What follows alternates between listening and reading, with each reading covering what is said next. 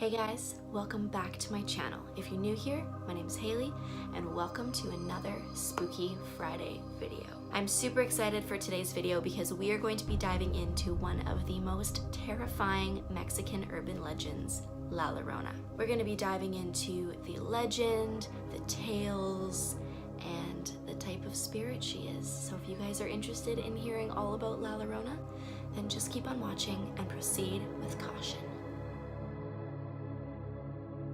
La Llorona, also known as the Weeping Woman, is a spirit of a woman who lost her children. She cries out for them in the night and is often found by bodies of water such as rivers and lakes. Her cries are known to be a death omen or omen of misfortune to those who hear it. The La Llorona legend is embedded deep in Latin American culture, specifically in Mexican culture. The tale begins with a beautiful but poor woman named Maria who lives in a rural village. She is known for her beauty, but her family is incredibly poor. One day, a very rich nobleman travels through the village and is absolutely struck by Maria's beauty. He proposes to her, absolutely mesmerized by her beauty, and excitedly, she agrees. Maria's family was thrilled that she was marrying into such a wealthy family. However, the nobleman's father was extremely disappointed and upset. Eventually, they grow in love and have 2 sons.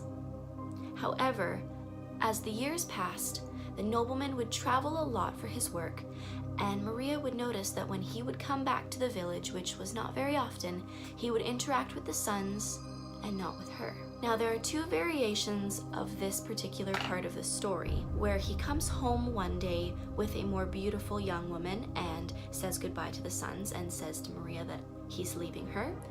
And there is another version of the story where the nobleman just does not come home for many years, and one day Maria sees him with a beautiful woman driving by in a carriage. There is a grain of truth at the root of all legends. However, there are many discrepancies and variations as this story has been told throughout the years in different cultures. Regardless, Maria, in a blind rage, takes her sons to the river and drowns them. Devastated by what she's done, she is found dead on the riverbank just a few days later.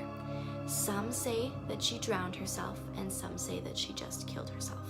Either way, she was found at the river. When she passed away, she was turned away at the gates of heaven, and she was condemned to eternal life in the veil, which is between our world and the spirit world, until she finds her sons and brings them home. To this day, La Llorona has not found her sons. However, she does kidnap children, mistaking them for her own, and when she realizes they aren't her children, she drowns them in the river. Many families in Mexican culture have used this legend as a warning tale to their children to not stay out too late or La Llorona will get you, or to not play in the river by yourself at night or La Llorona will get you. La Llorona is said to be seen by rivers and lakes wearing a white gown with a veil. It is said that when her cries feel close, that she is actually far, and when her cries feel far, that she is actually close. So that is essentially the legend of La Llorona. But now we're going to discuss the type of spirit that La Llorona is. Now, La Llorona is a weeping woman, but she is also known as a woman in white, or a lady in white, or a white lady. Now, these types of spirits are banshee type spirits. They're usually seen as being an apparition of a beautiful woman in a white gown or a white night dress, usually found by lakes and rivers and sometimes at crossroads. This woman in white typically will cry into the night for her lost children, that most of the time she is killed. Most of the time she had drowned her children and she had drowned herself, but however, sometimes she does use a knife or dagger. This crime is usually committed due to a psychotic break from heartbreak from an unfaithful husband or a husband leaving her. So it's some sort of romantic triangle, a love triangle, or some sort of heartbroken romantic crime where she kills the children and then kills herself. This is probably the best example of a lady in white. However, a lady in white or a white lady or a woman in white is just one sort of type of spirit.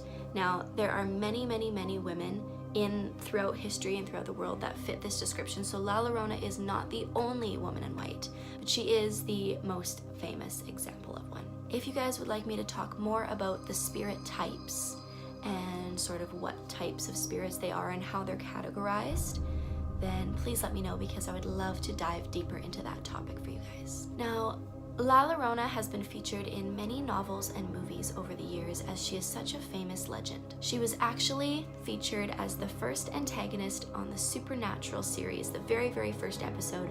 I don't know if you guys know this, but I am a huge Supernatural fan. This may seem far-fetched, but there are a lot of parallels between Supernatural and what happens in Supernatural and what happens in real life. If you guys believe in that kind of stuff, it's definitely eerie for me to watch, because I know that a lot of what they do is not that far-fetched.